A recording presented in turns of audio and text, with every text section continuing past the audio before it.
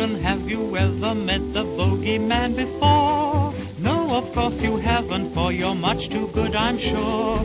Don't you be afraid of him if he should visit you. He's a great big coward, so I'll tell you what to do. The bogeyman, don't let him come too close to you. He'll catch you if he can. Just pretend that you're a crocodile, and you will find that bogeyman will run away a mile.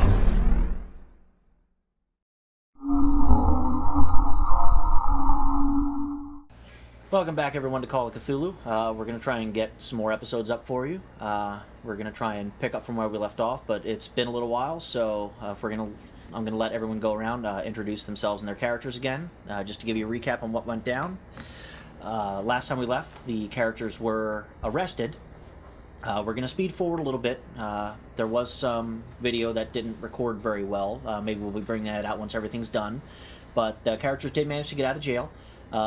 Thomas, the police pretty much let go. He's a respectable person, so they let him get back to the university without missing any of his classes. Nick, however, being a drunk, and this is his usual thing, ended up having to spend the night in the tank.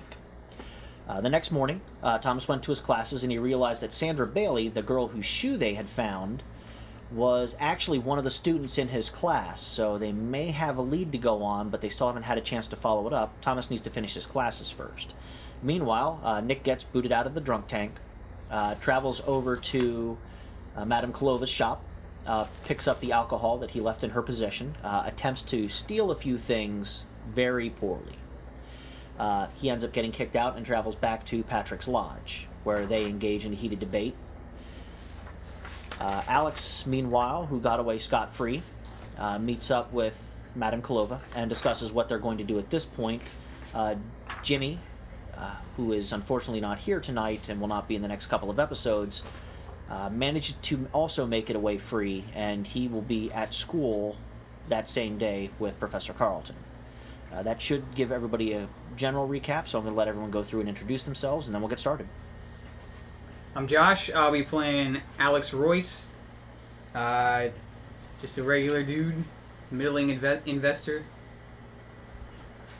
And I'm Andy. I'm playing Professor Thomas Carlton, a professor of history at Miskatonic University.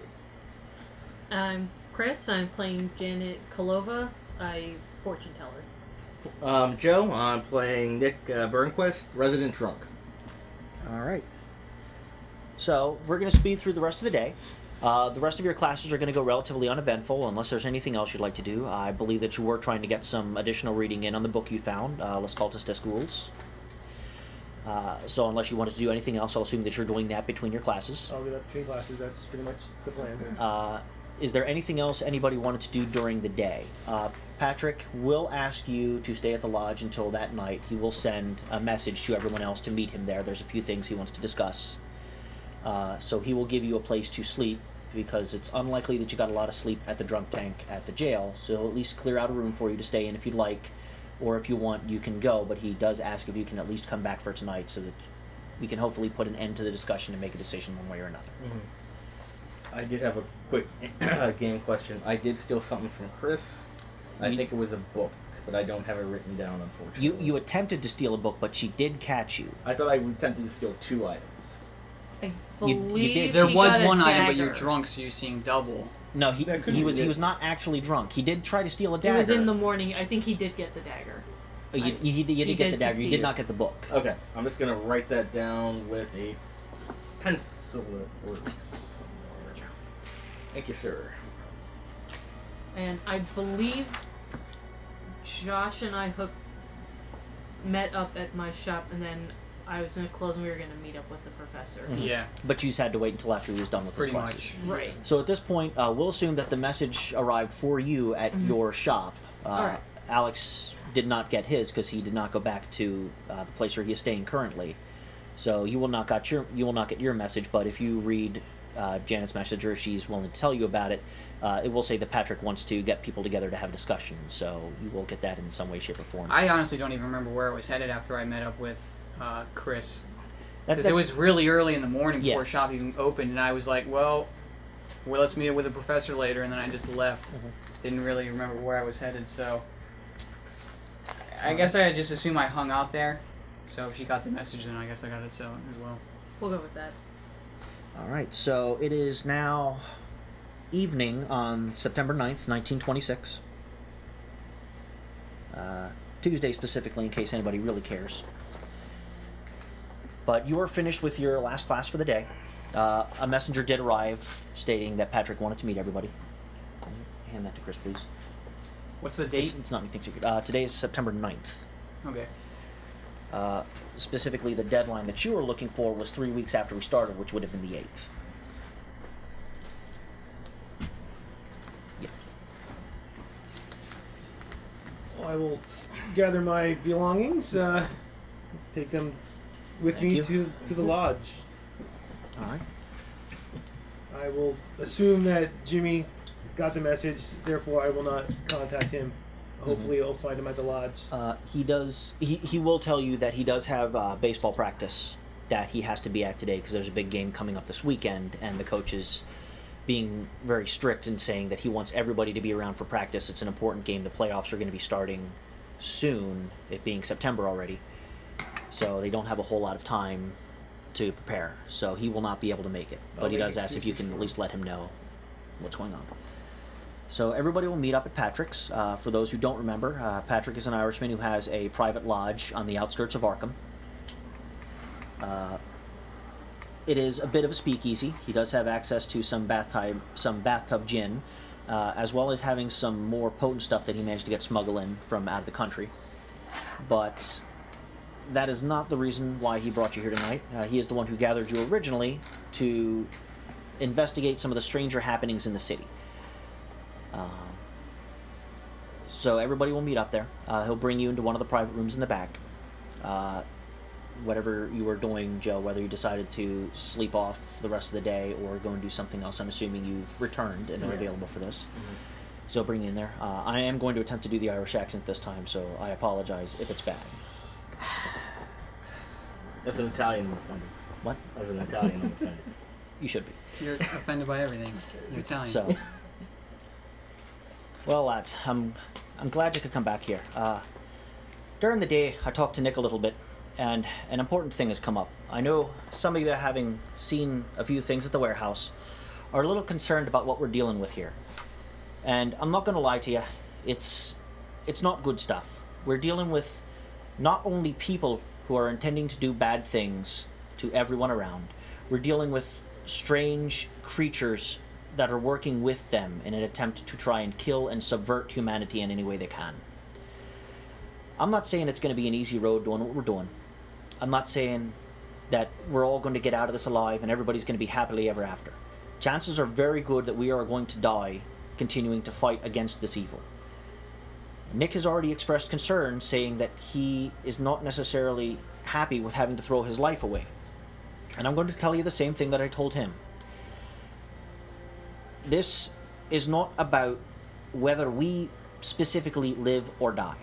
This is about good people taking on the forces of evil and trying to stop them in any way that we can. We may not make a difference in the grand scheme of things, but attempting to do something is worth more than sitting around and pretending that it's not happening.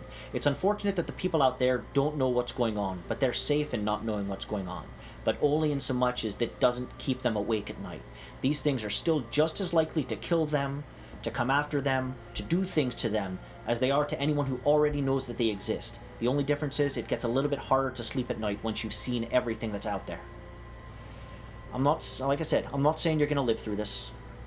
Chances are good your life is going to be far shortened by being involved in any of this. But the evil will only truly win when everybody sits aside and says it's too dangerous to do anything. We all have wants, we all have desires. There are things that we wanted to do with our lives, and chances are good we're not actually going to be able to do any of that. Everybody wants to be a hero. Unfortunately, this is not a way to be a hero. This is a way that you're going to get yourself killed. The thing is, how much good can you do before it happens? You can go home, you can pretend that none of this ever happened. You might be just as safe as anyone else. It's unlikely that any of these things are going to directly come after you if you don't actively go after them. But the end is, they're trying to destroy humanity as a whole. They're not looking for individual people. They are trying to destroy and ruin everything that humanity has built. So I'm not going to fault anyone for wanting to leave. I'm not going to fault anyone for wanting to go away. I find that perfectly reasonable response given everything that's out there. But if nobody does anything, the end is going to happen. We may not make a difference, but maybe we will. Maybe we will do something that will stop the evil from happening. Maybe even if it's only for a short time, we can guarantee safety for someone out there. I'm not going to force anyone to continue to do this. If you'd rather go away, pretend none of this ever happened, then by all means, please do so. But if you are willing to stay, if you are willing to help me fight these things, then by God, I'll have you. Nick and I had this discussion previously. He brought up a number of points. I know he wants to try and get his license back. He wants to be a respectable person. Oh, I didn't quite say I wanted to be a respectable person. I wanted my medical license back. I understand. You, They're a doctor? Yeah. I'm a doctor. He knows Latin. He tried to steal a book from my shop that was Latin. Very few people in the world know it outside of scientists and doctors.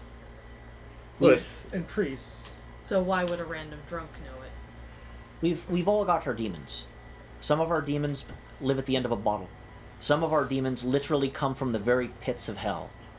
We've all got to fight them in one way or another. The question I'm asking you now is, are you willing to actually fight them, or are you willing to just look the other way and try and live a safe life, to try and not worry about the things that we've seen, not have to worry about dealing with them in any way, shape, or form, and hope to God that somebody else stops them before they succeed in whatever they are trying to do? Well, Patrick, we've known each other for a long time. And you know as well as I do that I've tried to look the other way for many years.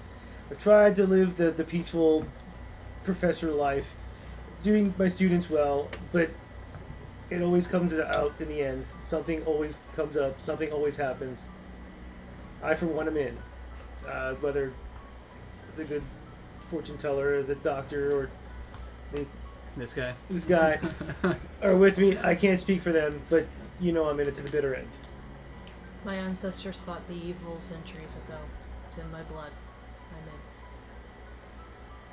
Well, I mean, we may all had different demons before we came together, but after last night's events, I think we share the same demons, so it's better to take this on as a group than by ourselves. I'm gonna get a lot of alcohol, right? And my medical license. And a position at Arkham. I can't guarantee the position at Arkham. I can do what I can about getting your medical license back. I'll take care of Arkham. But keeping it is your own problem. I'll find a way. You're going to have to find a way without the use of that. We'll see. To each their own. I can only give you the path. It's up to you to walk it. God hates a coward. And me. So, well, why not? I'm in. All right. That's decided. I finally heard back from my reporter friend John. I have him in the other room. He's not as aware of what's going on as everyone else, but he knows enough to ask the questions. I'm pretty sure he's got an idea of what's happening, but I don't think he understands just how dark it is. He seems like he might be willing to help, however. So, if it's alright, I'd like to bring him in here, and we can try and recap, see what we know, and where we go from here. How much is he willing to leak to the public? I don't think they're ready to know some of the things that we've seen or know about. Specifically, it's John Dolan. You've probably read some of the stories. Now, Dolan. He's a good egg. for those that don't know, John Dolan is a reporter. He does not work for the main newspaper, the Arkham Advertiser. He is working for one of their competitors. His stories tend to be a bit fanciful. A lot of the stories he's written have been about the supernatural occurrences in town, but it seems like they're missing all of the supernatural aspects. But he's asking the questions that everybody else is looking the other way about. A lot of the people in town are treating his stories as nothing more than fictional stories. They don't believe any of what he's actually typing is actually true. But it seems like he's trying to find out what's really going on. Nobody's taking him seriously. They're buying his stories specifically because they're fun to read, not because they're actually newsworthy. there's actually a lot of talk around town. Like, it tends to be some of the local talk about what story did John write today, and then they'll discuss this and like how absurd it is, but how fancifully delightful it was to read. Well, by all means, bring him in All right, and bring another round. Got you there. John, yeah, come in here for a minute. Ladies and gentlemen, this is John Dolan. John, this How's is it going, everybody? Dolan? Professor Thomas Carlton, I know him. Alex Royce, Nicholas Burnquist, I got peed in your car one time. I think I cleaned your pee. And a soup and kitchen in there. Madam Janikulova. We were just discussing a few things, which I'll bring you up to speed later on once you've had a little bit more time to sink your teeth into what's going on. Currently, we're investigating some strange happenings at the warehouse. They found a few creatures there when they went to investigate, but they also found a shoe, I believe, from one of the victims, and you managed to put a name together for that. Sandra Bailey, I believe? Yes, Sandra. Bright young student. Unfortunately, I haven't seen her in class for some time. I pull out my writing tablet.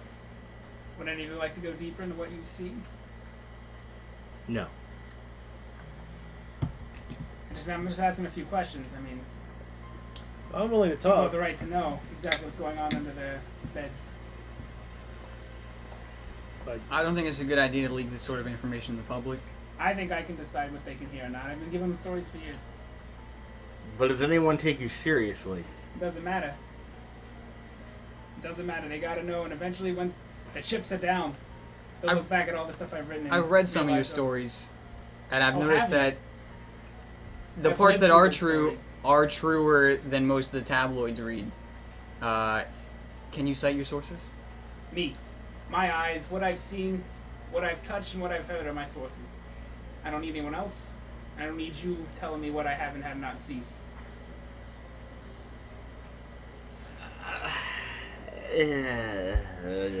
She. Is it better to not tell them what? Yes. I think at this point it'd be safer if you didn't, but I mean, I don't think it's going to cause much harm if you do write about this, because people don't even take your stories seriously from what I see. Do you know the psychological damage that you're doing? well, if nothing else, we should at least have a recording, a journal of what we do, in case something untoward does happen to one or all of us. If there was a gun being pointed at you right now, would you want to know? No. Okay. I think you're asking the wrong person there, John. But, I was in the Great War. I prefer not to know. I defer that question to someone who has not. Seen combat? Yeah. You're a hell of a reporter. unfortunately, if you're looking for someone who hasn't seen combat, you may be in the wrong boat, lad.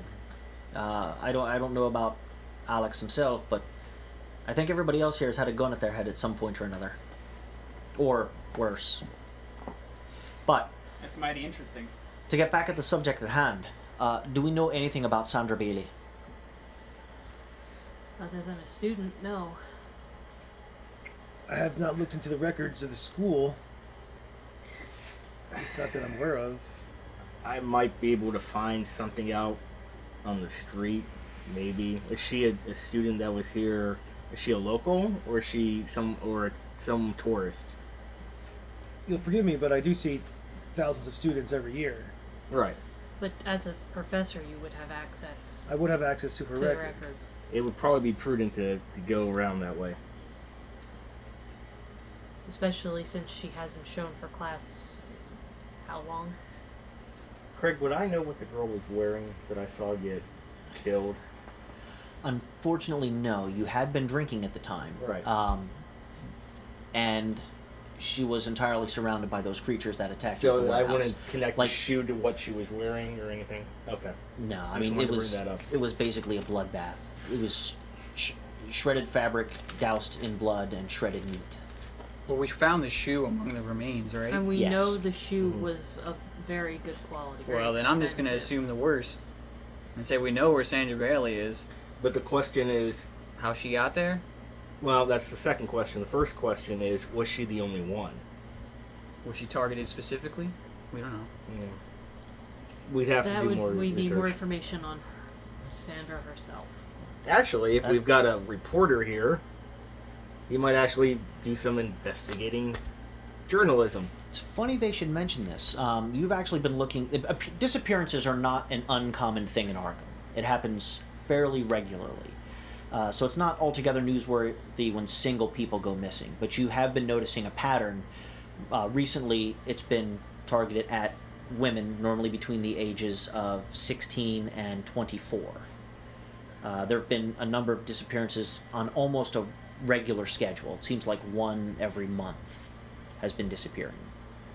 Recently, it's been starting to speed up a little bit. It started every 4 weeks. Now it's down to every 2 weeks at this point. So you do know that there have been some disappearances going on. Some of the rumors you've been hearing involve not necessarily all students that have been going missing, but there is something that links them together. You haven't been able to put your finger on exactly what it is yet. You have your suspicions that it might be one of the speakeasies that has opened up in town, but you haven't actually had a chance to investigate that speakeasy yourself to try and get any more information about it. But you do have a list of 3 or 4 names of some of the more recent people that have disappeared. Sandra Bailey was not on your list yet, but she only disappeared 3 days ago. I will. I think that would be the best place to look then, at her place, and then there's a local tavern down. Where would it be? I got that. In the town. But something tells me that if we gotta find missing people, we might want to start looking there too. I could take the tavern. I'm sure you can. You can take more than just that one tavern. Unfortunately, I think it's more likely that you'd be kicked out of the tavern. Yeah, do you need a supervisor? Well, I could always take. Yeah. Yeah. The woman you tried to steal from? I don't think she likes me. I'll take the professor here. Show him a good time. You know what a good time is, right? I think it'd be better if he went to his students. I Yes, can he's go the only into one with access to student files. That's true. Yeah. That's true. I'll be going with you. You and me? Yeah. The speakeasy is at 214 East Main Street. How old is Amanda Gantry? It's funny you should ask that. Is that your fiance? She's just my squeeze right now. Bad acting. Huh, isn't that awkward? She's 22. Oh, okay. I'm gonna go talk to her then. Does she attend college here? No. She does not currently attend college. She is rich. She is above having to go to college. Oh. College came to her. Never mind. Well, I'll go talk to her anyway, just in case she does have a social life and maybe Oh, knows. she has a social life. Well, an extremely boring one, probably. I mean, I think I'm her boyfriend. I mean, She's doing it to piss off her parents. yeah, because I'm such a bad boy. I'm that guy. You're beneath her. Have I'm you gonna been go beneath talk to her? her. What? It wasn't a mic stand. yes. Well, I really do not want to sit here and talk about what was her name? Amanda. Yes, this Miss Amanda's activities. I understand you're courting her and all, but She does have her finger on the pulse of a lot of the nighttime life here, though. It's Might not exactly be a bad resource.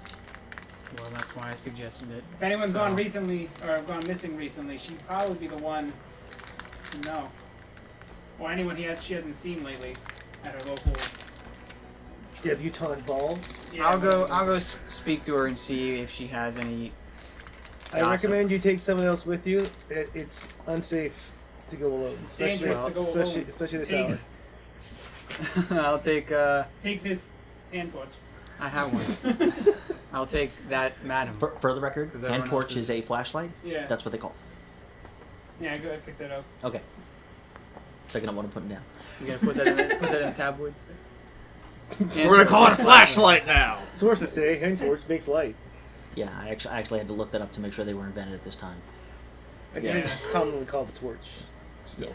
Yeah. In England. Or an electric torch if it's got a battery hooked up to it. So, what is the current thing that you intend to do? Well, me and Matt will take. Who?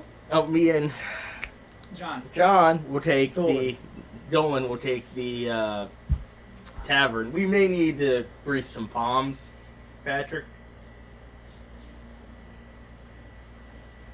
That's probable. Don't worry, I'll be the one holding on to the money.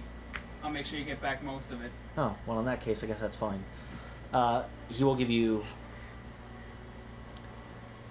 $20.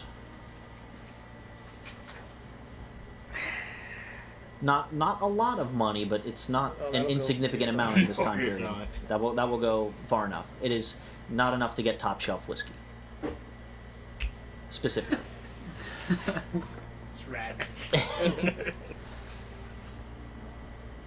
That should help you at least a little bit there. Is there anything anyone else needs, or where do you plan on going, just in case we happen to lose touch?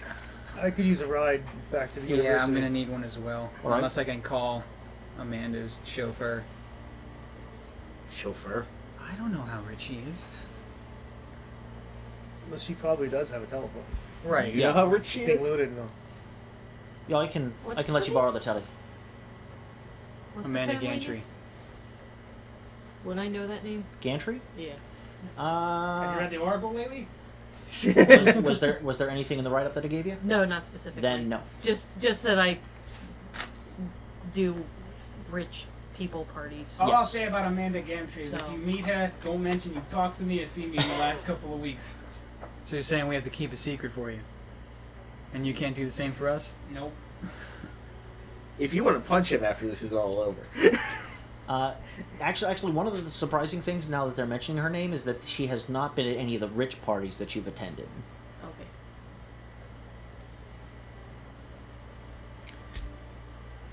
I'm gonna give her a call then. Okay. See if she can have her chauffeur come pick me up. All right. Or if she has one. In the first place. The chauffeur, well, the butler will answer the phone. Like, I'm sorry, Miss Gantry is currently away for the evening. She left about half an hour ago. I believe she said she was going into town, probably shopping again, sir. Do you know when she'll be back? What day is it? Tuesday. Chances are good she'll probably be back around 8, maybe 9 o'clock. On Saturday. Yeah. No, she will be back tonight yet, sir. Alright. It was that plan. You could go into town. We Right? could Yeah. go into town. Would- But I'm not you really like- sure where to go exactly. Would you like me to take a message for you, sir? Tell her to expect me tonight. Very well, sir. She'll know what it means. Some preparations that need to be. So, Kids Toys? these days. Please, sir. No, I'm sorry. I heard you had a friend. I think it's inappropriate, especially in this time and age. Some discretion isn't called for. Aren't you Irish? Yeah, it's hard. he was referring to me. Never mind. It's real fucking hard to keep an Irish accent. And I apologize beforehand, so shut up. So, I just meant Irish indiscretion don't go anywhere. I'll just head because I'm into Irish town doesn't mean I then. don't have manners, lad. I'll head into town then, or actually, I'm gonna go to the school. And if you're going to school as well, I'm gonna just catch a ride with you. But I'm gonna interview some of the students, see if they know anything. Well, the problem is, I can't let you borrow my car. That's currently still sitting on the road where you left it in the warehouse. I would appreciate, however, if you could hoof your way out there. Yeah. Maybe that should be our project. Well, I mean, pick it's up a his car. ride too, so And I mean, it's then- going, you're probably coming with. I think we're all coming with, except for maybe me and Dolan here. Does Dolan have a car? You have a car going. Speak up, man. It's all right. Not at the moment. I can. So let's all hold hands and I can- skip down the yard and. Well, if those two are gonna go check out the speakeasy, I can put a call into town and have a cab sent out. That's what I was about to suggest. I don't think it would be a good idea to take the cab out to where the car was abandoned near where the police arrested you. Right. Just throwing that out there. Let you mull that over a little bit. Probably shouldn't also take the same cab as well. So I'm all for walking and retrieving the car. You I'll guys take the wanna- cab. Thank you. Do you have a revolver, sir? Yeah. Make sure it's armed. Are you sure you have a revolver? Yeah, I have a revolver and I have a 45 automatic. All right. I remember the automatic. I didn't remember the revolver. And the fountain pen. The pen is mightier than the revolver. Yeah. The equivalent is that pen is not cheap. For the record. Yeah, it's a self-filling fountain pen. So Fucking expensive. It's like $20 for that. Joe's stealing the wrong It's things, like big stuff. 17 tanks of gas. Alright. So, your walk to the car will be pretty much uneventful, but it will take you from here to there, probably the better part of an hour to get there. But once you have the car, you can take that to the university. It's a 5-minute drive from there.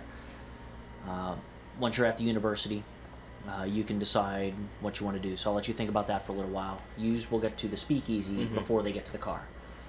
The speakeasy at this point is not currently open. It's not late enough in the night, but you have a good eye on where it is. They do have one person kind of standing out front, running a stall. If you just want to make... Let me just get a character sheet here so I can check the skill. If you would like to roll for spot hidden, Is it just 8 points out of roll?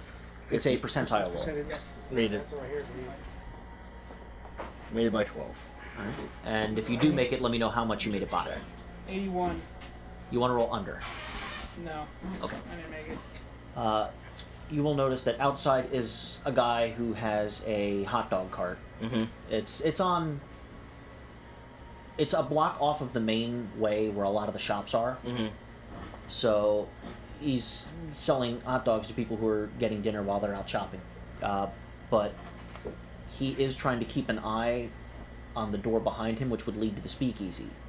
So he's probably the guy that they hire to make it look like a respectable place during the day, to throw off anybody who'd be looking. I mean, Right. you've been to most of the speakeasies in town at some point or another, so you got a pretty good idea how they generally operate. Right.